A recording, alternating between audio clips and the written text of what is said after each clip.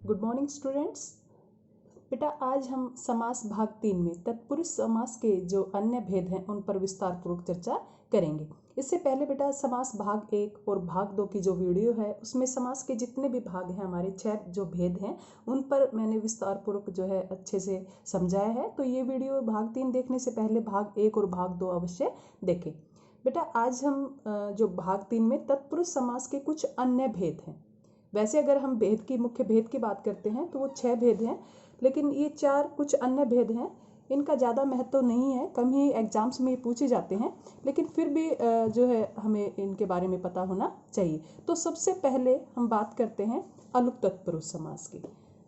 किसकी? अलुक तत्पुरुष समास। सबसे पहले तो इसमें मैं आपको बताना चाहूँगी कि ये जो भेद हैं वो संस्कृत के हैं, ठीक है।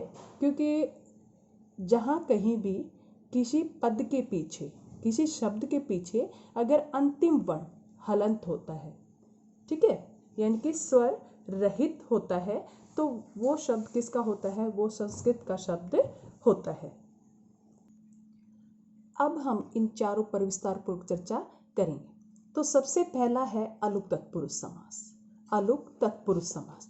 बेटा ये जो हमारे तत्पुरुष समास के जो 6 भेद हैं, ठीक है, कारक विभक्ति वाले जो 6 भेद हैं, अगर मैं आपको शॉर्ट में कहूँ तो अगर कहीं ऐसा हो कि आपको लगे कि तत्पुरुष समास के जो 6 विभक्ति वाले जो भेद हैं, जैसे कि कर्म तत्पुरुष, करण तत्पुरुष, संप्रदान, अपादान, संबंध, अधिकरण, ठीक है, उनमें से आपको अगर कोई समस्त पद लगता है और ऑप्शन में यानी कि विकल्प में आपको कहीं भी कारक विभक्ति के जो तत्पुरुष समास के जो भेद हैं वो नज़र नहीं आते, तो आप उसमें अलुक तत्पुरुष समास को कर सकते हैं, ठीक है। जैसे कि एग्जाम्पल की पहले हम बात करते हैं, या फिर इसकी परिभाषा अगर शॉर्ट में कहूँ तो क्या होगा? जिस समस्त पद में कारक विभक्ति बाद वाले पद में मौजूद रहे, ठीक है। अब हम इसके कुछ एग्जाम्पल करते हैं।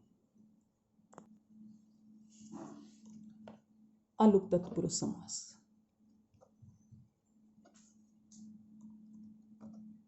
तत्पुरुष पहला इसका एग्जाम्पल है, जैसे कि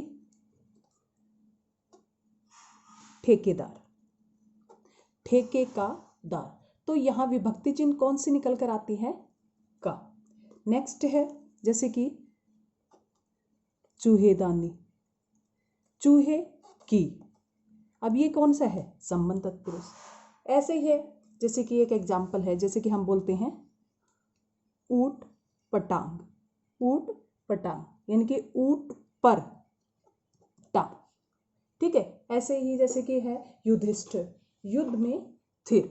तो इस प्रकार से हमने क्या देखा कि संबंध कारक तत्पुरुष जो है उसके भेद हैं। ये किसके हैं? अधिकरण के हैं, ठीक है। तो अगर ये एग्जाम्पल हमारे सामने आते हैं और हमसे संबंध कारक और अधिकरण कारक ऑप्शन में होता है तो वो सही है, लेकिन अगर वो हमें विकल्प में नज़र नहीं आते हैं तो उसमें हम इसे अलुक तत्पुरुष समास जो है सही कर सकते हैं। लेकिन आपको कहीं भी ऐसा नहीं मिलेगा कि अलुक तत्पुरुष समास और तत्पुरुष समास के जो कारक विभक्ति वाले भेद हैं वो एक साथ मिले, ऐसा नहीं होगा, ठीक है। जैसे कि मैंने समास में आपको काफ़ी ऐसे भी बताए थे कि जो द्विगु समास में भी आते हैं, क्रमधारय में भी आते हैं और बहुव्रीहि में भी आते हैं। अगर कहीं समस्त पद आता है तो उनमें से ऑप्शन एक ही मिलेगा, ऐसे ही इस अलुक तत्पुरुष समास में भी रहेगा।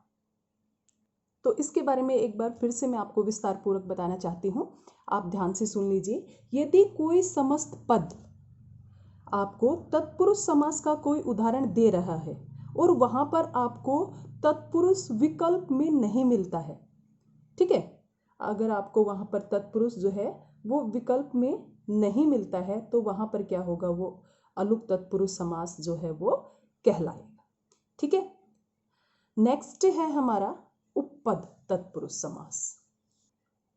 तो बच्चों अब तक हमने जितने भी समास पढ़े उसमें हमने कहीं भी प्रत्यय का जिक्र नहीं किया, ठीक है, वहां पर हमने कहीं भी प्रत्यय का जिक्र नहीं किया। तो प्रत्यय जो है वो किस में आते हैं? उपपद। यानी कि कहीं आपको ऐसा समस्त पद दिखाई दे जिसमें आपको प्रत्यय नजर आता है, ठीक है, प्रत्यय नजर आता है, तो वहां हमारा कौन सा समास होगा, ये उपपद तत्पुरुष समास हमारा होगा। जैसे कि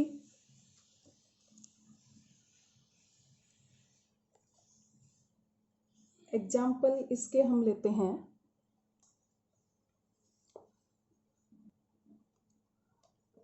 कुंभकार, ये क्या है, प्रत्यय, ठीक है।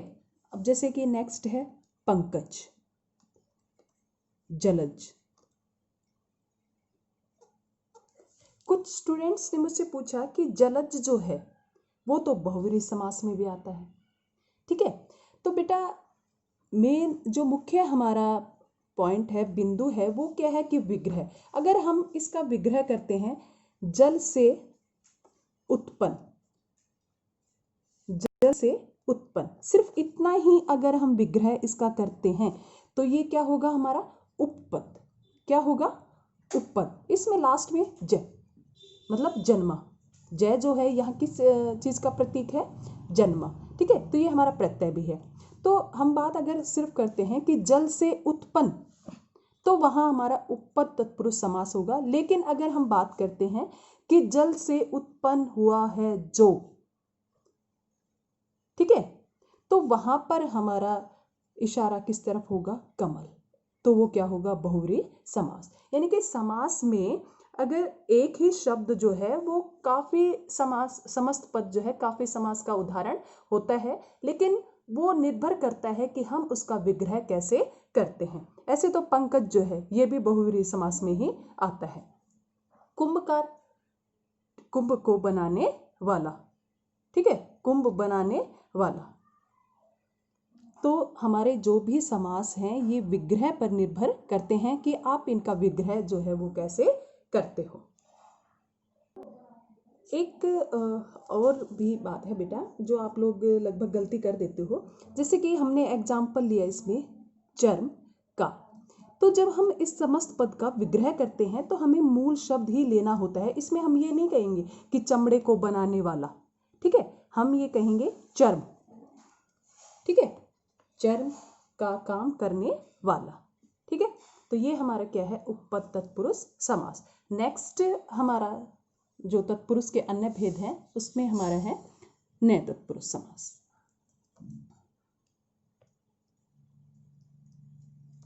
तत्पुरुष,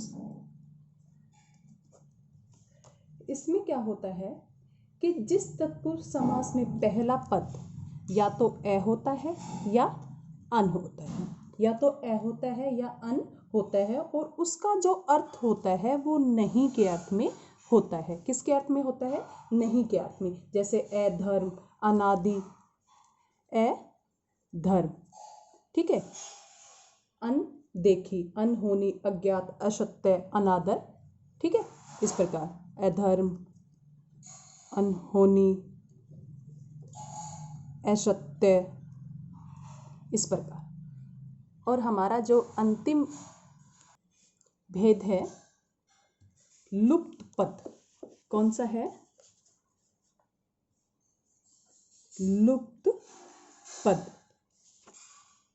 बेटा अगर परीक्षा की दृष्टि से अगर हम देखते हैं तो जो तत्पुरुष समास के 4 अन्य भेद मैंने जिन पर इस वीडियो में विस्तारपूर्वक चर्चा की है, उनमें महत्वपूर्ण अगर कहीं से कोई प्रश्न पूछा जाता है तो या तो लुप्त पद में से पूछा जाता है या फिर नए तत्पुरुष समास में से पूछा जाता है।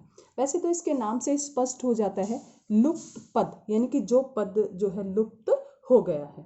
तो इसमें जो दोनों पद होते हैं इस समास के, दोनों पदों के बीच में पदों में विभक्ति का लोप होता है, लोप होता है। तो ये तो डेफिनेशन हमारे तत्पुरुष समास के जो कारक विभक्ति वाले भेद हैं उन सभी में है। लेकिन यहाँ ये बात क्या है कि दोनों पदों में विभक्ति का लोप तो होता ही है, साथ में का लोप होता है, साथ ही कुछ कुछ पदों का भी लोप होता है, कुछ पदों का भी लोप होता है। ठीक है, जैसे कि उदाहरण के रूप में हम लेते हैं रेल गाड़ी। समस्त पद क्या है? रेलगाड़ी, यानी कि रेल और गाड़ी। लेकिन जब हम इसका विग्रह करेंगे तो क्या होगा? रेल पर, ये तो क्या हुआ? विभक्ति चिन्ह। रेल पर चलने वाली गाड़ी, गाड़ी। अब ये जो है, इन पदों का जो है समस्त पद में क्या है? लोप। ऐसे ही वायुयान, वायु से चलने वाला यान, सॉरी, वायु में चलने वाला यान। ऐसे ही है जैसे दही बड़ा, तो दही में डूबा हुआ वड़ा। तो ये तो है विभक्ति चिन्ह। इसका लोप, अगर हम सिर्फ इसका लोप करते हैं तो ये तो तत्पुरुष के जो कारक विभक्ति वाले हमारे उदाहरण हैं, जैसे अपादान, संप्रदान, अधिकरण, संबंध, उनमें इसकी गिनती हो जाती है। लेकिन डूबा हुआ, यहाँ पर ये पद जो है इनका भी इसमें लोप हुआ है, इसे इसलिए हम इसे कहेंगे लुप्त पद तत्पुरुष समास। तो बेटा आज के हमारे इस वीडियो में हमने तत्पुरुष समास के जो अन्य भेद हैं उन पर विस्तारपूर्वक चर्चा की है। अगर फिर भी आपको किसी में कोई डाउट है तो आप कमेंट बॉक्स में जो है डाल देना, मैं आपको एक्सप्लेन कर दूंगी। और अगर आपको वीडियो अच्छा लगा है तो बेटा इसको लाइक करना। धन्यवाद।